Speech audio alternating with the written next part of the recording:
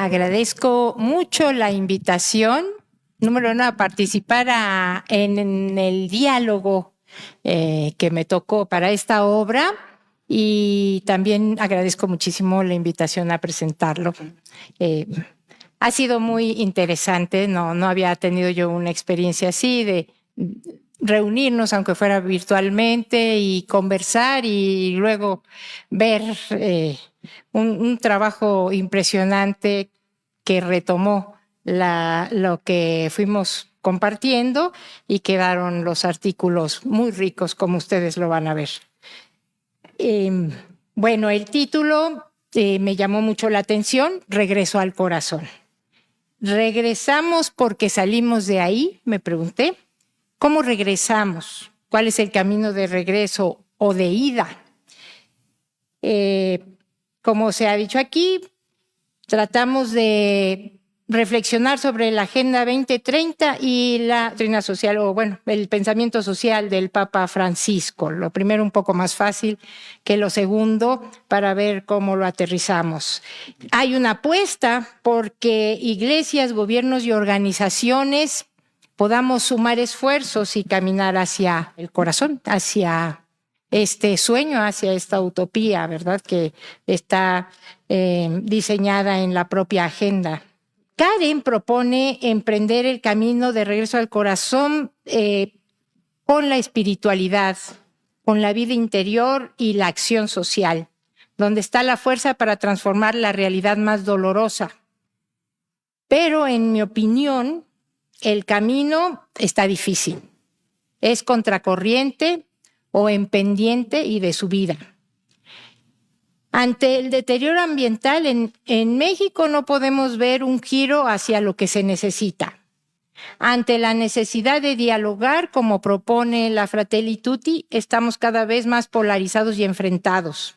Ante la urgencia de paz, hay cada vez más víctimas de la violencia. Ante el deseo de organizarnos y trabajar desde la sociedad civil, hay acoso y una serie de obstáculos. Por eso la palabra que me ha mantenido en esta coyuntura es resistencia. Desde mi experiencia, resistir ha significado aceptar que el Estado no está dispuesto a asumir su responsabilidad como garante de derechos, no al menos con la niñez y los adolescentes, tengan la condición que tengan. Mantener una organización ante el asedio fiscal y legal ha sido difícil. Se han tenido que asumir gastos institucionales y personales, acompañar a otras organizaciones que han enfrentado también este asedio, trabajar más con menos recursos, pero también sumar fuerzas con las personas de otras organizaciones, con quienes comparten la causa de los derechos de la niñez, con instituciones académicas y con quienes compartimos la apuesta por el seguimiento de Jesús.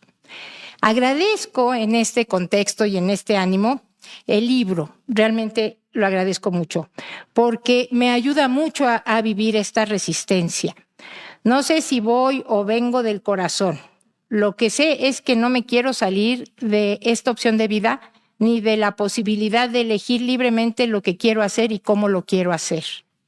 El libro y el ejercicio para producirlo me invita a pensar este tiempo con esperanza, como los 40 días de la Biblia, que, como menciona Adela, abran paso para que en la historia acontezca algo mayor, como revelación de Dios, tiempo de prueba, reflexión y conversión, de cambio. También invita a ver este tiempo como un tiempo de alianzas, de escuchar a niñas, niños y jóvenes, y de poner en el centro a la persona, a los más vulnerables y marginados. Esto recuperado del Papa.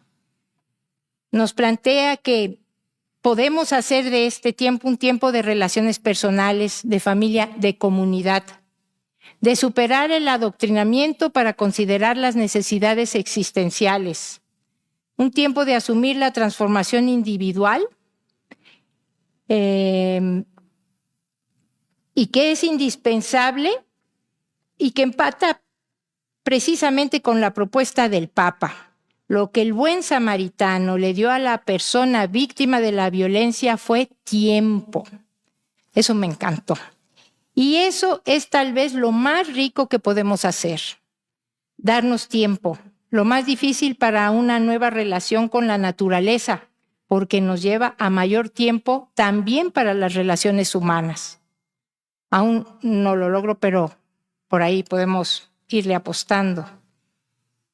El libro nos propone un tiempo de ternura, valentía, misión, solidaridad, alegría y misericordia, de amor, de disfrutar la vida y de alegría. Tiempo de levantar la voz, de elegir batallas estratégicas, de reeducarnos cuando educamos. Nos propone hacer de este tiempo un momento para entendernos, de enfrentarnos a la soberbia, al prejuicio y a quien no escucha. Un tiempo para revisar nuestra congruencia entre el ser y el hacer, de ser honestas y honestos con nosotros mismos. Un tiempo de asegurarnos de que mejoramos personal e institucionalmente, parar para eso. También para impulsar la participación comunitaria, un tiempo de reconstrucción del tejido social, un tiempo de germinar semillas y plantar árboles con niños y niñas, un tiempo para acompañar, estar cerca, guiar o facilitar, no para considerar que nosotros debemos llegar con las respuestas. Es un tiempo de educación transformadora, tiempo de participación, pero principalmente de niñas y de adolescentes mujeres. Un tiempo de ver la posibilidad de hacer alianzas con los gobiernos locales. Y así podemos seguir sacando del libro cómo vivir este tiempo, que para muchos es un tiempo de oscuridad, pero que tenemos que ver con esperanzas. Quiero fundar esta esperanza también en lo que nos da el diálogo intergeneracional que se propone. Y pues para ello le pregunté a mi hija Luisa hoy en la mañana, que trabaja en IMUMI, que apoya a las mujeres, niñas y niños en migración. ¿Por qué trabajas en IMUMI? Y me dijo, ¿por qué es trabajar con los olvidados de los olvidados? Con la vulnerabilidad. Estas personas, todas sus características permiten los abusos, por todo, por su color de piel, por su contexto, por los países de origen. No son volteados a ver y es importante voltearlos a ver. Tienen derecho a una vida digna y me gusta contribuir a que eso pase. Pues bueno, son palabras desde diversas espiritualidades, nuevas realidades y que desde luego no nos dejarán perder la esperanza. Gracias. Cuando estábamos en emprender el caminar hacia los 40 años y decíamos con una mirada de esperanza, llega Karen y me dice, fíjate que traemos el proyecto de un libro sobre cómo combinar la agenda del 2030 y la doctrina social de la Iglesia. Y lo queremos hacer además sobre 3 dimensiones, la social, la económica y la ambiental. Y lo queremos hacer con el método de la doctrina social de la Iglesia, que es el ver, no le pusimos juzgar, sino reflexionar y el actuar. Y bueno, me pareció una súper iniciativa. Y dije, pues claro que hay que apoyarla y qué maravilla. Y cuando empezaron a platicar quiénes iban a estar participando como... bueno, me falta un detalle. Fue a base de conversatorios, ¿no? Y entonces, como estábamos en pandemia y lejos, pues todo fue por Zoom. Entonces Adela nos exprimía a todos los que participamos, porque lo malo de decir que sí es que también le dicen a uno, bueno, pues entonces ayuda y por favor, como tú estás en la empresa, pues te pones a dar una charla sobre el tema de la empresa. Y bueno, nos exprimía Adela de una manera verdaderamente artística, ¿no? Hasta la última gota termina uno verdaderamente agotado después del conversatorio famoso que eran los sábados de la fresca de las 9 a las 2 de la tarde, más o menos. Entonces, fue toda una aventura la manufactura de este libro, y de veras un proceso que se disfrutó, igual lo disfruté muchísimo, sobre todo el debatir con los compañeros que me tocó estar en el conversatorio. Y esto además me hacía mucho ruido y iba muy en sintonía pues de la misma génesis del INDOSOC. Miren ustedes, hace 65 años, un grupo de empresarios que eran la Unión de Empresarios Católicos, ¿no? Y había llegado por ahí alguien de Italia que venía de una cosa que se llamaba UNIAPAC, Unión Internacional de Patronos Cristianos, que había nacido por ahí, creo que entre las dos guerras. Aquí está el expresidente mundial, así es que ahorita me va a regañar por no saberme la fecha de fundación. Me está viendo, me dice, ¿qué era esto? Bueno, y se funda la USEM, Unión Social de Empresarios de México. ¿Qué es esto con 65 años de actuar? Es tomar la doctrina social de la Iglesia y aplicarla en la empresa. 25 años después de estar trabajando en esta utopía de aplicar la doctrina social de la Iglesia en la empresa, los fundadores de este instituto dicen, no nos podemos quedar en el ámbito de la empresa, tenemos que salir más allá. Tenemos que salir a la política, tenemos que salir a la economía, tenemos que salir a la educación, tenemos que salir a la sociedad. Y tenemos que investigar y conocer a fondo la doctrina social de la Iglesia y cuál es el magisterio social de los papas, y fundemos un instituto. Y así nacimos. Ahora, esto de aplicar la doctrina social de la Iglesia y este tema de la Agenda 2030 y los objetivos de desarrollo sostenible, yo los aprendí en inglés, entonces siempre ando mal traduciendo el sustainable, la sustentable o sostenible. Tengo que voltear a verlo porque si no me regañan. Bueno, sí, claro, sostenible. Pero bueno, es que tiene sus raíces. Afortunadamente, cuando uno ve los ODS famosos, tienen sus raíces en la doctrina social de la Iglesia, en la enseñanza de la Iglesia. ¿Por qué? Porque están basados en los principios y valores que van a lo más profundo del hombre. O sea, son en forma natural a la persona humana. ¿Por qué? Porque para eso fuimos creados y de esa manera fuimos creados. Entonces, cuando uno empieza a trabajar en la empresa, a tratar de aplicar la doctrina social de la Iglesia, pues brincas de ser simplemente el generar riqueza económica a generar un verdadero valor agregado y formar comunidades que juntos trabajen, no solamente en que se tenga más, sino que se sea más.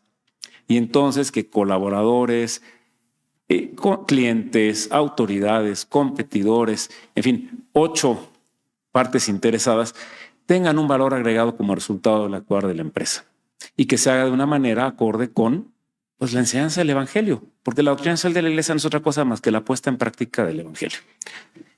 Me avisan cuando falten 5 minutos porque yo me pico con esto. Y entonces cambias un poco la empresa y dices, bueno, a ver, ¿cuáles son los valores agregados que puede dar la empresa traducidos, ¿verdad?, al lenguaje empresarial, pero que vayan enraizados a la doctrina social de la Iglesia?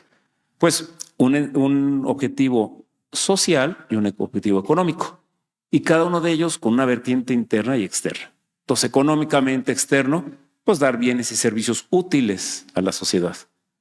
Interno, pues dar salarios dignos, oportunidades de crecimiento y desarrollo a los colaboradores, pago de dividendos justos a los accionistas, pago de impuestos justos, etcétera, etcétera, ¿no?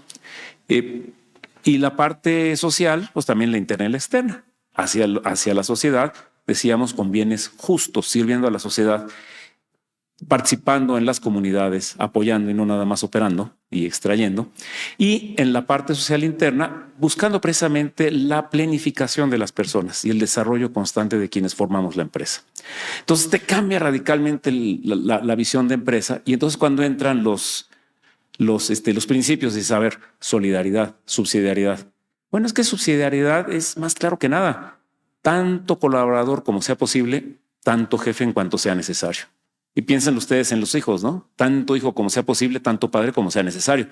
Donde lo hagamos al revés, pues hacemos hijos idiotas o hacemos colaboradores totalmente dependientes. Y el día que les queremos dejar el famoso empowerment, pues no están preparados porque no se les ha formado. Entonces uno debe de callarse la boca. Decía Bernardo Pacheco, uno de nuestros fundadores y expresidente de INDOSOC, decía, el principio de subsidiariedad es no meterse en lo que no te importa. Y yo decía, ¿cómo? Déjalos que hagan lo que les toca, no te metas, por más que te guste y por más que quieras ayudar, déjalos. Y en la medida que ellos vayan pudiendo, tú vete haciendo un lado, ¿no? Cuando uno sepa, no quiera o no pueda, pues motívalo, y que el otro tenga también el interés de querer, saber y poder. ¿no? Y así vas creciendo. Solidaridad. Yo me acuerdo cuando empezamos con todo este tema en la empresa y decíamos, bueno, a ver, el tema de solidaridad. Bueno, lo vivimos de una forma preciosa hace 25 años, que las cosas no son como ahora y no podemos juzgar con criterios de hoy el pasado. Y llegaban, ¿verdad? Cuando alguna estaba embarazada, llegaban las compañeras a avisarme, fulana está embarazada y ya nos organizamos de tal manera que vamos a cubrir sus labores. Y yo, no, bueno, no, espérense, vamos contratando a alguien y vamos formándolo y guardémosle su lugar. Pero entraba este interés de las unas por las otras, ¿no? Y de ayudarse mutuamente y sentir el problema de una y vivirlo en la otra y apoyarse mutuamente. Dignidad de la persona. Bueno, pues da igualdad de oportunidades. A mí me salen con estos criterios de cuotas de género. No hace falta. Con que tú tengas una organización en la que haya igualdad de oportunidades, igualdad de pagos, solitos van surgiendo los talentos. Por ejemplo, en la empresa, perdón que hable de la empresa, ¿verdad? 1/3 son mujeres, 2/3 son hombres. ¿Por qué? Porque es una empresa industrial. Deja uno que surjan los talentos y hoy por hoy el equipo directivo, 2/3 son mujeres y 1/3 son hombres. ¿Por qué? Porque simplemente dejas la cancha pareja siguiendo ¿qué? Lo que te enseñó la doctrina social de la Iglesia y surgen los talentos, simplemente por dar oportunidades. Ahora, si uno trata en la empresa, ya entrando al tema del libro, si uno trata en la empresa de salir con temas doctrinales y hablar de doctrina social de la Iglesia, bueno, más rechazo no podría haber. Y una herramienta, pero genial, son precisamente los objetivos de desarrollo sostenible. ¿Por qué? Porque traducen a un idioma entendible para cualquiera sin tener que compartir la fe con uno, pero sí los principios y valores. Y entonces surgen las oportunidades con estos 17 objetivos, ¿verdad? Donde vas, pues, a erradicar la pobreza, erradicar el hambre, facilitar la educación, facilitar las oportunidades. Son términos que para todos son entendibles y que además, al trabajar sobre objetivos de desarrollo sostenible, tienes indicadores de clase mundial que puedes perseguir y te puedes comparar con otras empresas. Entonces, siguiendo simplemente la enseñanza de la Iglesia, apoyándote en herramientas como estas, puedes tener entonces una traducción y vivir y demostrar de que sí es posible formar comunidades interesadas en el bien común, donde estemos preocupados y ocupados en el desarrollo integral de las personas. Yo celebro este libro y celebro más todavía el poder estar sentado aquí con ustedes y compartir con grandes personajes como son Raquel y Rogelio, y bueno, Adela ni se diga, y los demás autores, y humildemente haber participado en esto. De veras, muchas gracias y un gusto. Pues también yo estoy muy agradecido por las dos cosas, por haber participado en uno de los conversatorios y por esta invitación.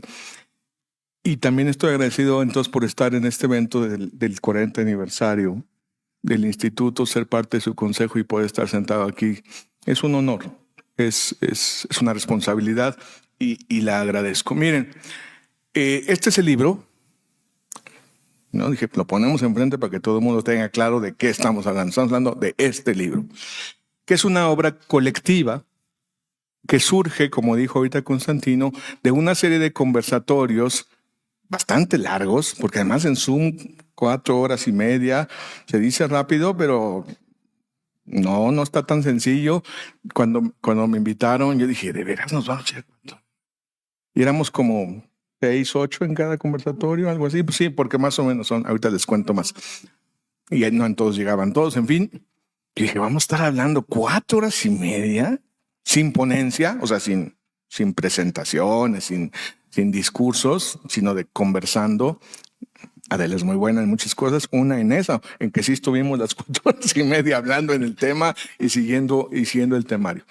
Y de ahí, de esos conversatorios, surge los textos de lo que cada quien dijo, pero ya habiendo escuchado a los otros, digamos, a posteriori, llegamos con unas ideas, porque se supone que preparamos, nos mandaron nuestro cuestionario sobre lo que íbamos a hablar, lo platicamos y luego, digamos, reescribimos. Supongo que nadie había hecho una ponencia para ese conversatorio, pero escribimos, digamos, los textos que están aquí. Entonces estamos hablando de una obra colectiva coordinada por Adela, del instituto, ya Constantino dijo la idea de Karen, que tiene como, no quise hacer la cuenta porque les voy a dar numerales y Rogelio siempre tiene que hablar de números. Dije, hoy no voy a hablar de números. Entonces somos como 30 y algo. Tiene la ventaja entonces de que es un libro que se puede leer en el orden que quieran.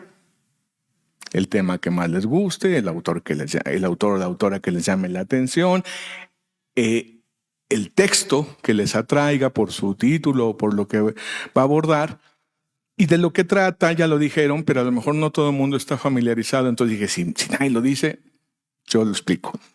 La Agenda 2030 es una agenda aprobada por las Naciones Unidas, la ONU, en una reunión, una cumbre muy importante en 2015, cuando se cumplió el plazo de los llamados objetivos del milenio, que eran 8 y que estaban bastante minimalistas y limitados, muy centrados en situaciones de pobreza extrema y que de todos modos no se alcanzaron.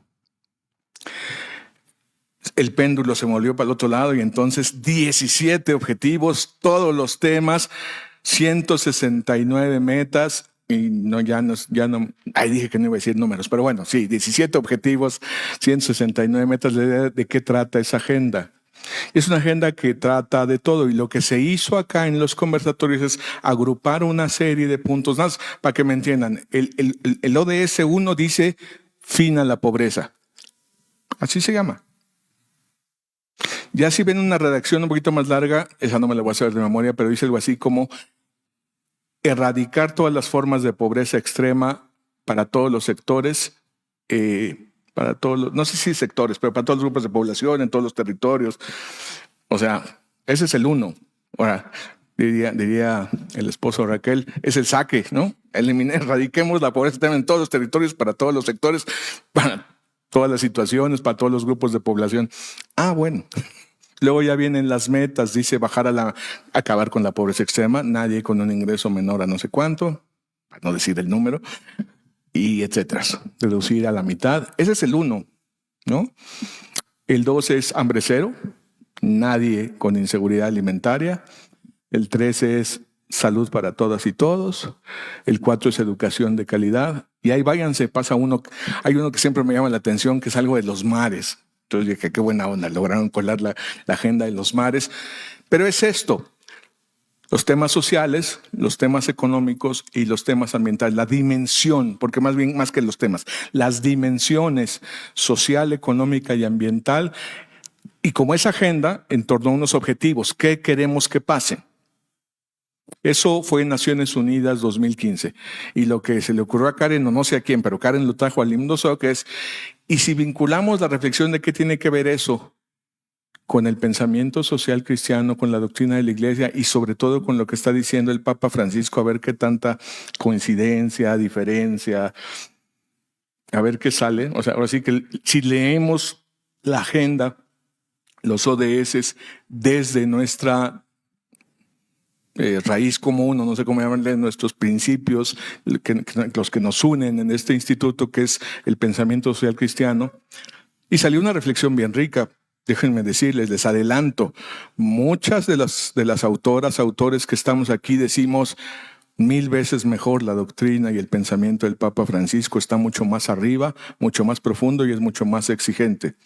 Otros dicen sí, un poco lo que acá se consigue. Sí, pero ayuda a concretarla en lenguaje civil, en lenguaje llano, no religioso, no con la connotación, digamos, de la Iglesia, y de acuerdo universal, y le da perspectiva, le da objetivos. Son objetivos, pues, le da, ¿no? Si quieres caminar a algún lado, pues pon el objetivo, ¿no? Si no, pues nada más vas a caminar, no vas a llegar a ningún lado. Entonces, ese es, digamos, hay una parte de la discusión en varios de los conversatorios, a lo mejor nos cuenta, donde la gente dice, claro que sirven, nos dan y nos ayudan y es cierto, yo soy de los más críticos, pero bueno, no de los más, estoy en el lado crítico, junto con los que decimos, no, está bien, pero...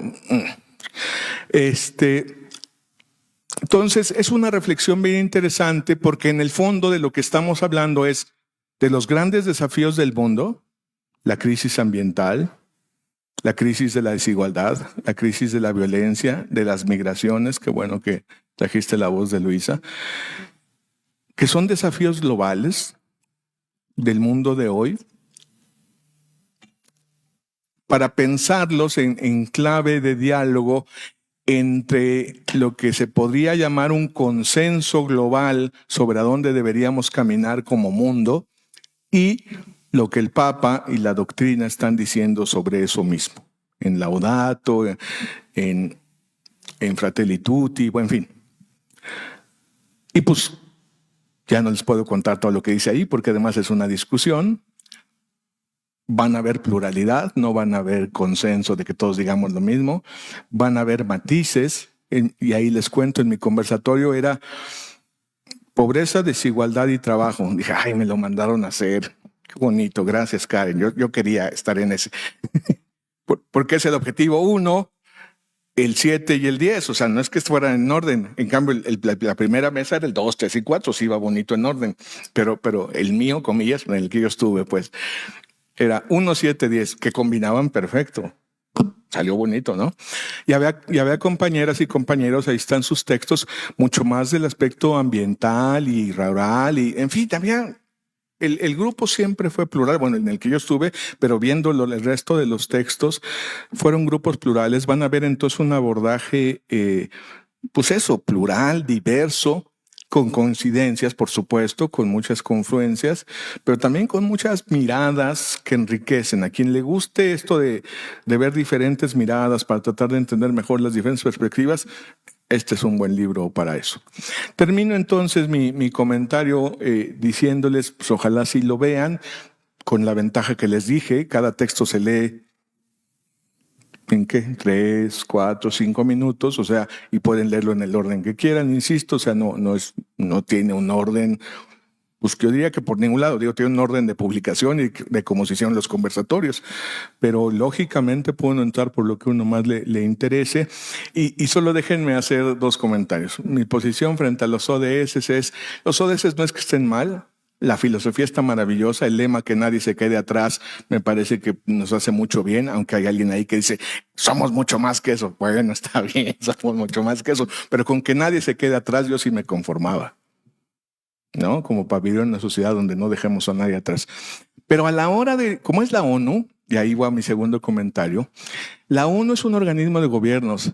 Desde que oí la primera exposición del doctor Ojeda, que decía el acuerdo de sociedad civil, como yo soy sociedad civilista de toda la vida, yo, no, esos son los gobiernos, ¿no? La sociedad civil somos los no gobiernos. En la definición otra, pues en la definición, pero hablando desde la iglesia, la sociedad civil son los que no son la sociedad religiosa, ¿no? Entonces ahí entran también los gobiernos. Bueno, nada más para que vean, cuando oigan a algún religioso hablar de sociedad civil, ya incluyó a los gobiernos y a la ONU.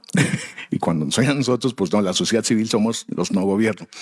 Entonces, sin bronca, no por fuerza, por estar contra el gobierno, nada más por entender desde dónde se habla.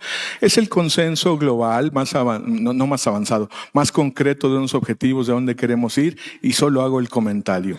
Si queremos hacer el diálogo más de fondo, entonces, libro 2, Karen, vamos a los tratados. Me encantó lo que decía el doctor Ojeda y lo que le oí hace rato a Giraud, ¿no? Están los tratados, están las cumbres, ahí está completo el asunto. También tiene discusión, también es gubernamental, pero ya no es una metita ahí de redacción para que alguien diga, yo hago algo para que erradicar la pobreza porque yo no sé qué. No. Ahí sí está un corpus ambiental, sobre alimentación, sobre salud, sobre educación, esa lámina me encantó, todo el recorrido de la humanidad reciente en los que son los consensos de a dónde debe ir la educación y hacer estos diálogos, por ejemplo, ¿no? Esa ponencia me encantó, ya lo demostré.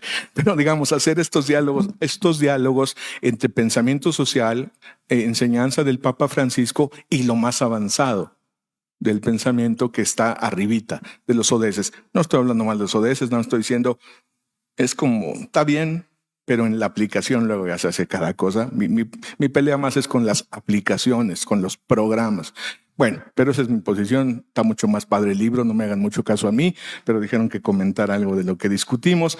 Eso es el libro y la verdad, pues sí, no sé cuánto cueste, no voy a hacer el comercial, pero pues sí léanlo, de preferencia cómprenlo, les va a gustar, les va a servir. Y estos ejercicios de que dialoguemos desde el pensamiento social con el pensamiento laico, de la sociedad civil en esos términos generales, con el pensamiento del mundo, es un buen ejercicio. Yo creo que nos hace bien en los dos sentidos, para entender por qué la doctrina puede ser más profunda, más, ¿no? La dignidad humana llevada a su solidez más alta, pero también para entender que el consenso global vale bien la pena caminar por él.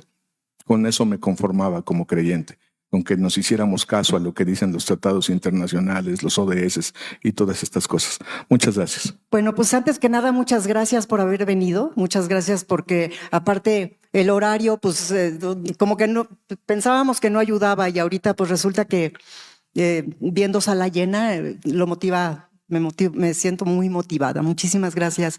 Y pues muchas gracias también a ustedes por haber accedido a presentar el libro. Y por supuesto también siempre agradezco a Karen Castillo haberme invitado a este proyecto y haberme metido en muchísimos problemas para poder digamos como ver las dinámicas, ¿no? Que se organizaron en los conversatorios, etcétera, etcétera, ¿no? Y también a David Vilchis por haber coordinado también los conversatorios y ayudarnos, ¿no? Yo siempre digo que David es como el gran samaritano, ¿no? El buen samaritano que siempre estaba ahí como para apoyar y siempre con un muy buen humor, la verdad. Entonces, muchísimas gracias, ¿no? Entonces, bueno, pues voy a dar inicio. Dice, nada puede medir el poder que oculta el corazón. Ese hondo y misterioso territorio palpitante que nos habita y habitamos durante toda la vida. Ese centro que nos hace vibrar ante una experiencia de arrobo. Porque nos da esa sensación de unidad que siempre buscamos, aún sin saberlo conscientemente, y que no es más que el amor con mayúscula, donde anida la compasión, la conciencia y la ternura, elementos indispensables y suficientes para construir comunidades fraternas, pues cuando el corazón está completo, no hay forma de que opere la violencia. El corazón es el latido que transforma una célula en persona. Es el que concilia y confronta, se acelera ante la verdad, la bondad y la belleza, y también ante el peligro. Es ahí donde percibimos debilidad o fuerza, y también donde sentimos la inexorable conexión con todo lo que nos rodea. Ahí, justo ahí, es donde está la identidad que nos articula. Pero bueno, en todo esto también hay un problema, ¿no?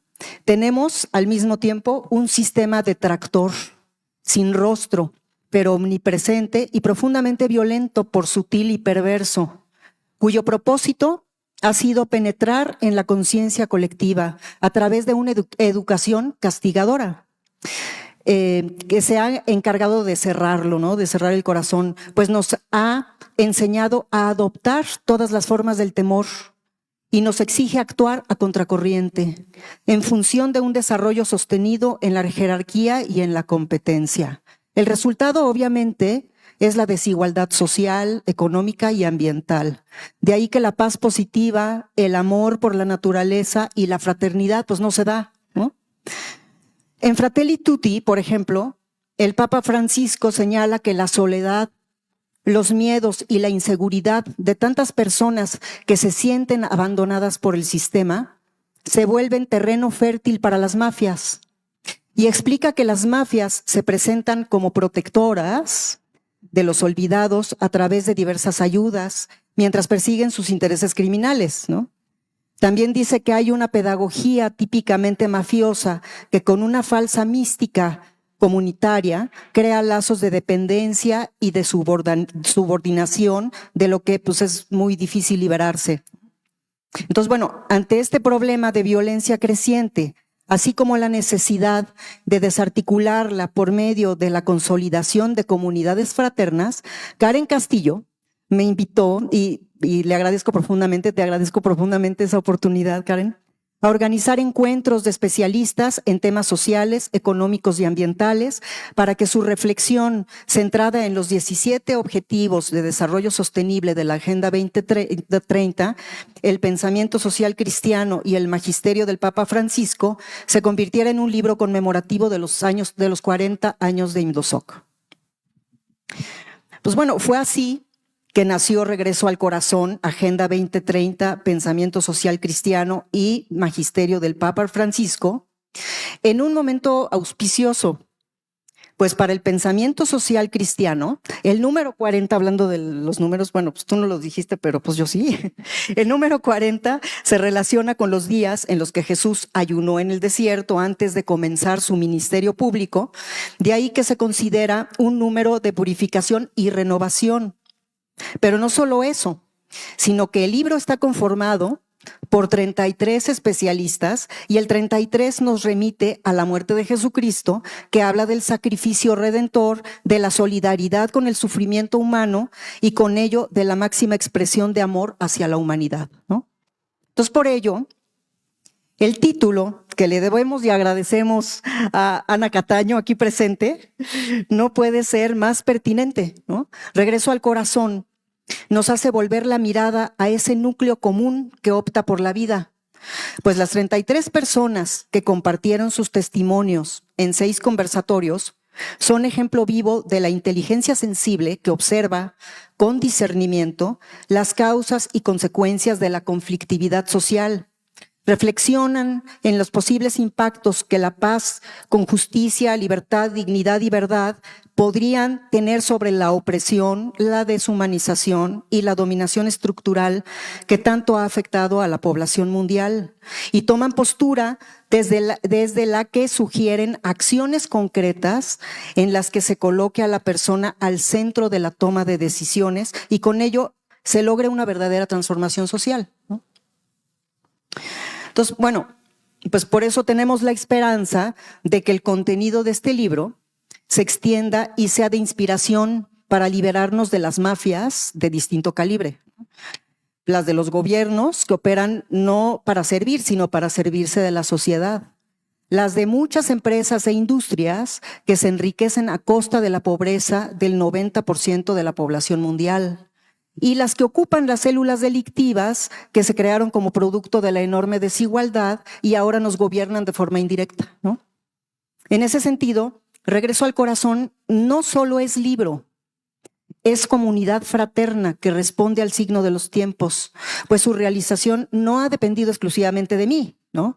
Sino de la idea original de Karen, de la excelente coordinación y siempre buen humor de David, ¿no? De las puntuales sugerencias del Consejo de Indosoc, del título de Ana, de la abierta y generosa participación de las 33 personas que compartieron sus reflexiones, además de quienes han intervenido en su revisión, diseño y publicación, ¿no? Por lo que a mí corresponde, la tarea no fue tan sencilla, ¿no? El entusiasmo que me dejó Karen cuando me pidió la investigación previa para proponer el orden temático de los conversatorios y con ello la estructura del libro se apagó en el instante en el que abrí la página de la ONU y saltaron a mis ojos no solo los datos de 17 Objetivos de Desarrollo Sostenible, sino su relación con 164 metas y 193 Estados miembros de la ONU, cuyos dirigentes tienen distintas ideologías y por lo mismo toman decisiones en distintos contextos, además de estar sujetos a planes de acción de la función pública, parlamentos, iniciativa privada, organizaciones de la sociedad civil y juventudes. Bueno, pues a ello además agregar un comparativo con las encíclicas del Papa Francisco y los principios del pensamiento social cristiano, se me hizo cuesta arriba, ¿no? Sobre todo porque además había que buscar a las personas adecuadas para que hablaran de ello, ¿no? Entonces, por fortuna, el documento de la resolución aprobada por la Asamblea General de Naciones Unidas del 25 de septiembre del 2015, ¿no? Dio la pauta para dar estructura a partir de las dimensiones social, económica y ambiental, de donde surgen los capítulos correspondientes relacionados con los objetivos de la Agenda 2030, ¿no? Entonces los capítulos son hambre, salud y educación y justicia y paz, ¿no? Que fueron 2 conversatorios diferentes, pero bueno, son 2 capítulos distintos. Dentro de la dimensión social, pobreza, trabajo y desigualdades e industria y producción en la dimensión económica y comunidades sostenibles y acción por el clima en la ambiental, ¿no? Con ello, pues la experiencia de los conversatorios y ahora del libro, en lo personal, me abre la mirada ante las formas de construir sociedades más igualitarias en armonía con el medio ambiente, ¿no?